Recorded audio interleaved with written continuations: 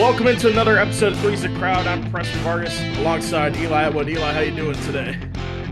I'm doing pretty good. I can't complain. Yeah, I'm doing good myself.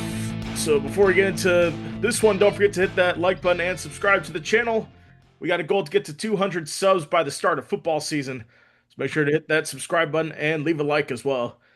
And we'll start this one with the blockbuster trade. The Giannis saga is officially over. Giannis Antetokounmpo traded to the Miami Heat, along with Bobby Portis Jr. The Bucks get back Tyler Hero Jr., Khalil Ware, Jaime Jaquez, Kasparas, Yakuchonis, three first-round picks, including the 13th pick, and a pick swap, one second-round pick. Eli, how do you see this trade working out? Yeah, I don't really see this as being the best trade for any team. I think it's actually a lose, lose, lose trade. Three loses. First of all, the Bucks feel like they could have gotten a better return for Giannis somewhere else. And honestly, like Tyler Hero, he's probably going to be out of there sooner than later. These younger guys, they got a chance to make a impact, but I don't really see any of them becoming like generational players. And like they're pretty low upside, but low downside as well for being young guys. And then the draft capital probably won't end up being the best because the Heat will be better with Giannis. As for the Heat, I think it's just a temporary band-aid. I mean, the Heat aren't that good, and adding Giannis is not going to be enough to get them to the finals, that's for sure. And you also got the Celtics that piss off Jalen Brown by putting him in these trade rumors. And I really think it's a lose-lose-lose deal here. I mean, I don't know if I would agree with that. I'll start with the Milwaukee side of things. Getting Tyler Hero back, a player that could potentially re-sign and build around. I think he's from Waukesha, Wisconsin, just west of Milwaukee. He was born and raised there. I think he'll do well there. And let's not forget this is the start of a rebuild for Milwaukee. I don't think they're going to be good the next 2 years. Maybe Yeah, they're even not going to be good. I just hope that they also won't be bad enough to really get. I guess with the new moderate rules, they might be decent. Might have a decent pick, but yeah, I guess I didn't consider that also. and the first round picks unprotected 2031, 2033, so a little bit down the road from Yeah, now. it's probably smart because Giannis will be going by at least that 2033, I'm sure. Yeah, I think he'll at least be in his 40s. I don't think he's going to be the same player, but Yeah. I think I'm not going to say Giannis's days as a superstar are done, but he's not the same player he once was. He's an aging player with uh injury history the past few years or so. Yeah, I mean, the injury issue, I guess, is of course on there. And also, one thing I also didn't really mention, but I feel like Miami has a really weird team now. I mean, the best two players are both kind of center power forward combination players, so it'd be interesting to see how they play that. Yeah, it'd definitely be interesting to see how Giannis pairs up with Bam Adebayo. I mean, we touched on the Jalen Brown topic a little bit. Do you think the Celtics end up trading Jalen Brown this offseason? I think they may because they've pissed him off at this point, and I don't know if he's going to be fully there if they don't. And you go back to on the Twitch stream that Jalen Brown said that this season was his favorite season. Mind you, he won a championship with them in 2023, went to the finals, or no, the 2024 they won the championship. 22 they went to the finals, and this year they get bounced in the first round. I don't know how you could call that your favorite season. Yeah, well, I mean, it's his season to be the number one guy. That's what he wants to do Yeah, I think he'll probably be traded somewhere where he could do that. for sure. And moving on, we've obviously got the NBA draft now with the Bucks having I think it's the 13th pick from the Heat. So, Yeah. what are you looking forward to in this draft, Preston? I'm looking forward to seeing where the top two land. Uh, I think Tabonsa, in my opinion, is going to go number one overall. Some say that Peterson will. I think Peterson will go number two, and then probably get chalked the first four picks. I think number five is where you could see some debate on where it is because Cam Boozer, I think, will go number three to Memphis. Caleb Wilson, number four to Uh, I think the Bulls have the fourth pick, but then number five, the Clippers. Who'd you think would go there? Yeah, I mean, there's definitely a few different routes they could go. I think Darius Acuff could be an interesting choice, Hmm. but Clippers definitely have a lot of needs in terms of they have an old team, so they need to fill out the younger depth pretty much across the board. Absolutely, that was a good trade that they made to, I think, to trade Zubac away to the Pacers because that's their pick at number. Yeah, that was a good pick. It ended up one pick outside of the protected zone. Which whole protected versus unprotected picks really, yeah. Well, that's another issue for another time, but I think that this is I think this is definitely going to be one of the best drafts we've seen. I think it'll be up there with the '03 draft with LeBron, Chris Bosh, uh, Carmelo Anthony. I think it'll be that talented. Yeah, I could definitely see it being up there. But looking at the other picks, um, Darius Acuff definitely a good one, like you said. Keaton Wagler, I'm interested to see where he's going to go. I think he's going to be a good 3-point shooter in the NBA, probably a Steph Curry type. Yeah, for sure. He's definitely you can attack from the perimeter. Then there's one pick that I've seen, Yaxel Lindeborg, the arguably the best player on the Michigan uh, championship team. He could probably go to OKC, drafted near, I think around 12 or so. So you Interesting. go from one good team to another. Yeah, for sure. I think one X factor, I don't think he'll get drafted in the first round, maybe in the second round tomorrow. Alex Caravan of UConn. I think he could be that Jalen Brunson type of player because he won two championships in college at UConn, and now he was there all 4 years, like Jalen Brunson was. So I think he might be a sneaky contender to be a championship piece. Yeah, it could be interesting. Have to see. That might be a hot take from that might be a hot take 5 years It's from definitely a bold prediction. now. Yeah, for sure. Well, moving on, Dusty May going from college to the NBA, like many of these players, gonna become the Mavericks head coach. I mean, what do you think about that? Is that really the right move for him? I mean, college basketball these days is pretty similar to the NBA game, in my opinion. And I think that Dusty May going to the Mavericks is probably a good move for him. He's got a good young team around him with Cooper Flag, and I think they have a lottery pick. Correct me if I'm wrong, Probably, I would think, unless they trade it away. but I think Dusty May will do a pretty good job with Dallas. I think they'll be slightly improved. It'll be interesting to see how Cooper Flag does in his second season. Of course, Wemby in his second season, they didn't make the playoffs. It was cut short, but he showed tremendous improvement, and I think Yeah, I expect the Mavericks to compete for a play-in this year. I think they were just short of the play-in. But of course, every team was just short, right around. yeah, that West was definitely pretty stacked. And the only issue I see is, I feel like the college to NBA coaching pipeline hasn't always been the best. You guys got guys like Donovan who were excellent coaches in college, and then go to the NBA, it doesn't quite translate.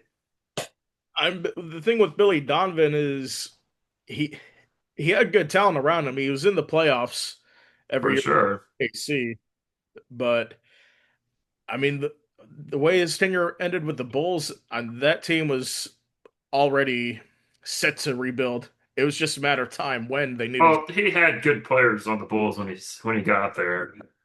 Just injuries caught up with them. Like you didn't have Zach LaVine for a while, Lonzo Ball, and that he was out for 2 years, I think. Yeah, for sure. Definitely some mismanagement involved with that. But I'm surprised Billy Donovan isn't anywhere now, either college or pro. Yeah, maybe it's just take a little bit of a break. I mean, I'm sure he would be able to at least land a college job somewhere. I think so. I mean, we thought he was a contender for the UNC job until Mike Malone snapped that one up. but I mean, 61 years old, it's a little on the older side, but I think he could still, Billy Donovan could still be a good coach. Yeah, for sure. But Dusty May with the Mavericks, I think the question with the Mavericks is, do they trade Kyrie Irving to get picks at this point? Yeah, I don't know. It'll be interesting to see what type of team they want to have here. I think that's part of it I think if you wanted to trade Kyrie Irving, you do it now while the iron's for still hot. sure. That and right before the draft, I mean, it's the perfect time to go ahead and get it done. Absolutely, I wouldn't be surprised if it happens either tonight or tomorrow. We'll see what happens. But anyways, let's get to the World Cup as we have the action's been good so far. We'll start with this question. Can the US win the World Cup? I mean, I would hope so. It's definitely the best U.S. team we've seen in a long time. But at the same time, it's going to be tough. We don't really have the stars like some of these European powerhouses do. Absolutely. I don't think we have a top 50 player in the world right now, if I'm not mistaken. I don't think so. Pulisic's probably the highest rated, and I don't think he's quite in the top 50.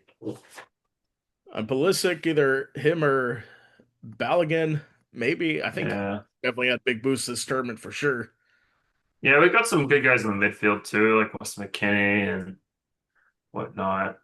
Some defenders maybe, but Yeah. Chris Richards, I think, had a solid year this year in I think Premier he League play. became the first American to win the Europa Conference League, even though that's only Yeah, 5 years old or so. but But hey, it's something. yeah, it is something.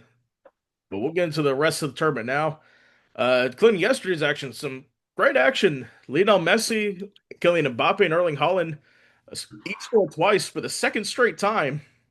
And Messi, of course, broke the goal scoring record, and France and Norway advance. Let's talk about Norway for a second. Do you expect them to make some noise in the tournament? I mean, whenever you have Holland, it's definitely possible, right? I mean, it's just a matter of how much can Holland elevate the rest of that team. So, I think he does, along with Martin Odegaard. They're the only two good players on that team. They struggled early because they didn't get the ball to them in the first 30 minutes of last night's game against Senegal. But once they yeah. started going, it started clicking for them. Ended up winning that Yeah, one. the only issue I could see is if they get it against some teams with heavy defense, just play defense most of the game and lead it into some potential issues there towards the end of the game. I think so too. We'll see. We'll see. That's going to be a big test on Friday when they play France for the winner take all in Group I think it is. Yeah. And then today's game, Ronaldo and Portugal played today against Uzbekistan. Of course, Ronaldo had no shots on net. What do you expect from him in this one? Yeah, unfortunately, I think Ronaldo's kind of getting out of his prime here. Portugal had a bit of a underwhelming performance so far, so I'm not sure it'll go too well for him, honestly.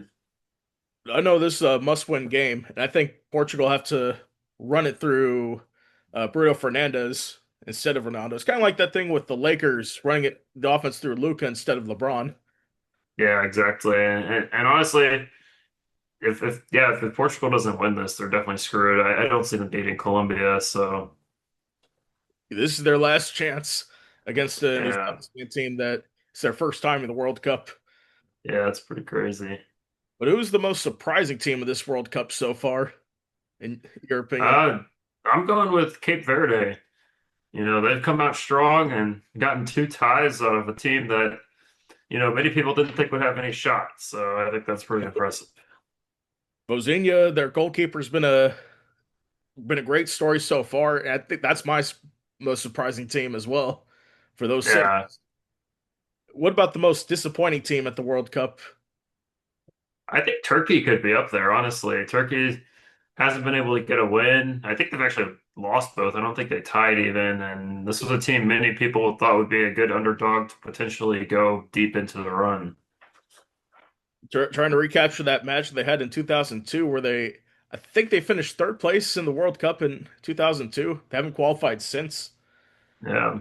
Well, yeah, Turkey is probably my most disappointing team. The game against Paraguay in particular, Paraguay scored first. Turkey had a lot of chances to get to get a shot on goal. They had momentum basically the entire game. If you look at the momentum graph that ESPN has, and they had plenty of chances to score, but couldn't find the net. Yeah, exactly. And a lot of people, including me, had Turkey winning this group over the US, Australia, and Paraguay. So I think they Yeah, I were mean, it definitely wouldn't have been surprising if Turkey did come away with it. I mean, it just they haven't shown up when it matters the most. absolutely Turkish soccer is underrated. They have the talent there, they just can't put it together in the league play and at the World Cup. Yeah, exactly. So that was our World Cup recap. We now move on to Brendan Sorsby. The situation's done in college, but we could have something in the NFL.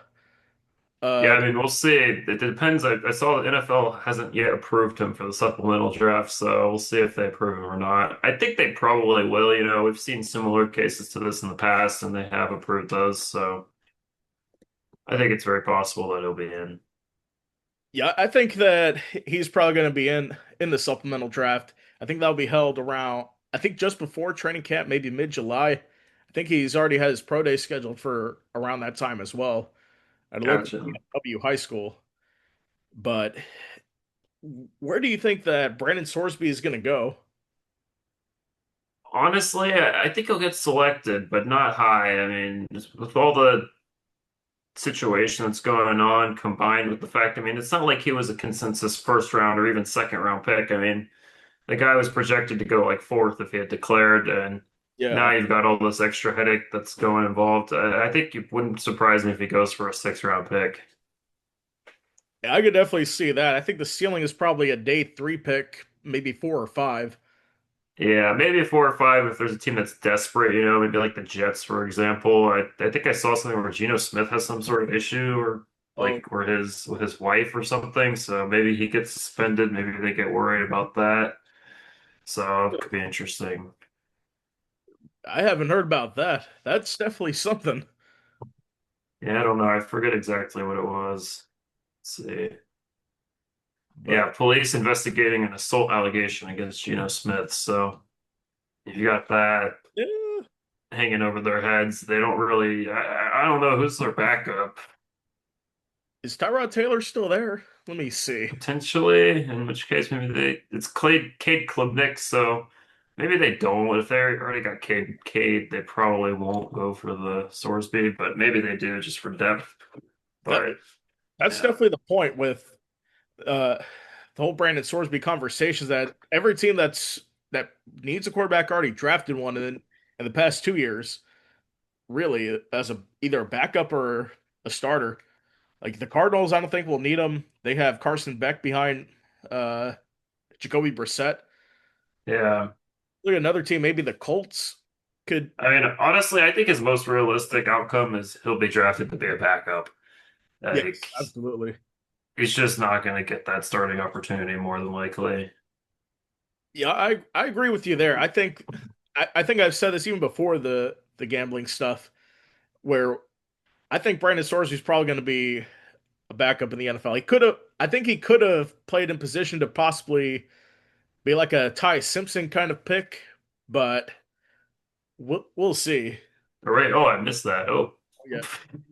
you're the Magic's biggest rivals. Yes, a conversation we started to have last night after Giannis got traded. Uh, you said the Heat. Tell us why. I mean, I think it's the Heat for sure. I mean, I wouldn't even question that. You've got the dynamic rivalry, you know, geographic alignment in terms of where the two teams in the state. Shaquille O'Neal, obviously, there was that whole situation when he left Orlando, eventually ended up in Miami. Definitely a bit of a controversial deal there.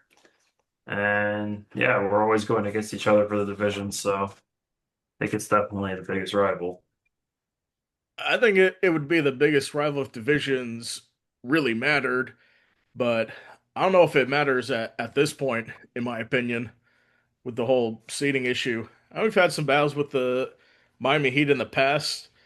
Only one playoff series back in '97 before any of us were born. They also had a quarterfinal game in the NBA Cup, but I think until we play them consistently in the playoffs, I would have to say, in my opinion, it's either the Celtics or the Cavs are the biggest rival of the Magic. I'm going back and forth, even with the Dwight Howard years, and then to the modern times with Paolo Banchero had some. The Cavs series ended up going 7 games. They've eliminated us. We've eliminated them in the 2009 Eastern Conference Finals.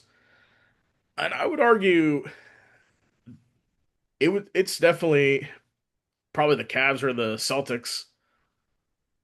Yeah, I definitely think there's a good argument for the Cavs. I don't quite see the Celtics. I feel like the Magic don't really see them as rivals necessarily. Like whenever we're playing, it's never chippy. There's never really much storyline other than just the fact that we're playing each other.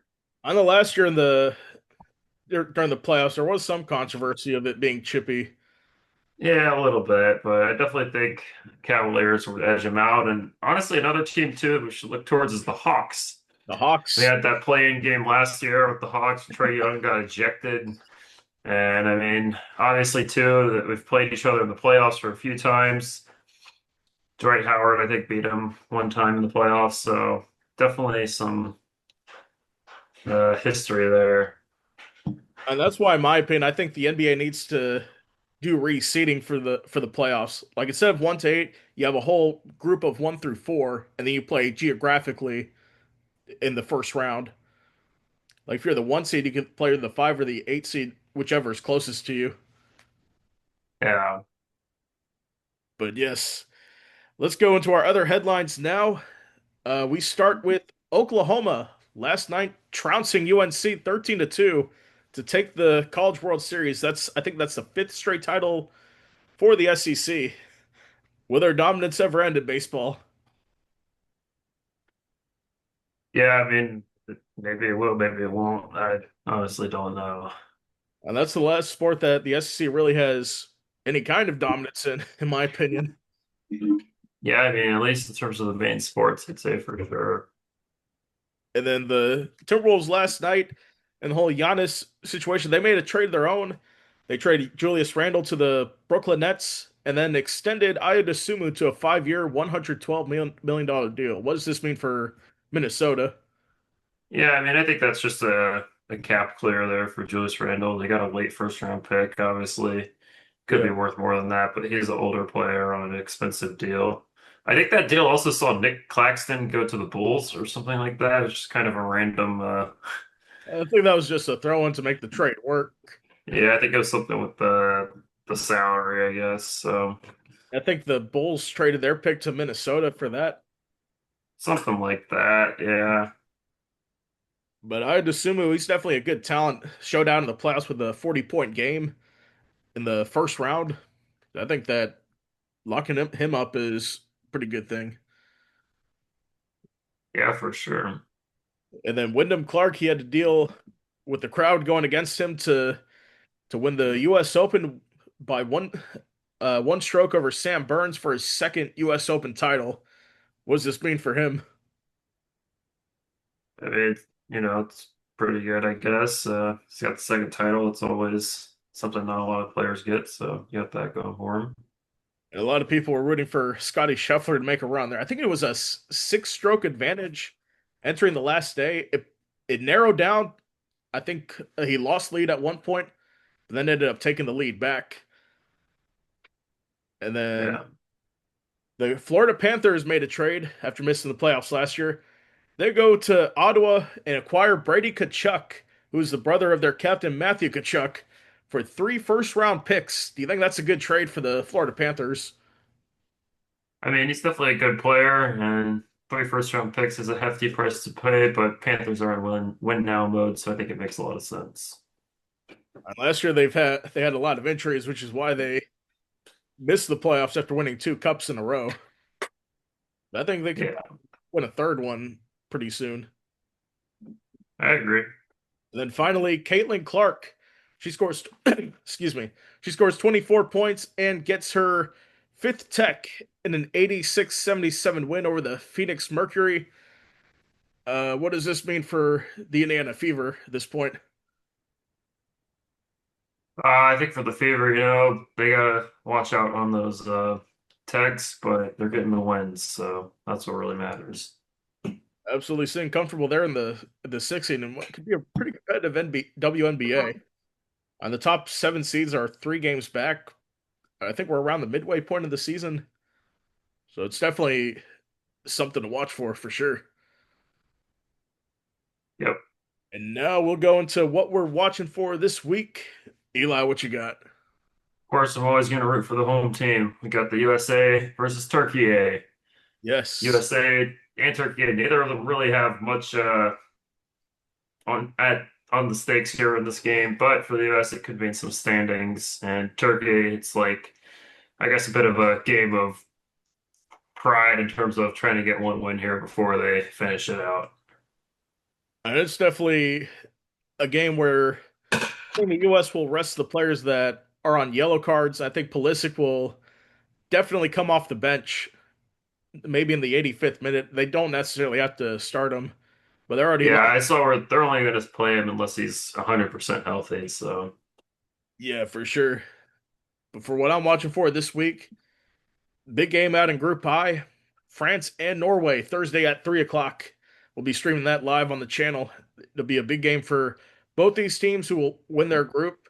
And I think the whoever finishes runner up in that group, that's probably going to be the best round of 16 game. yeah, I could see that.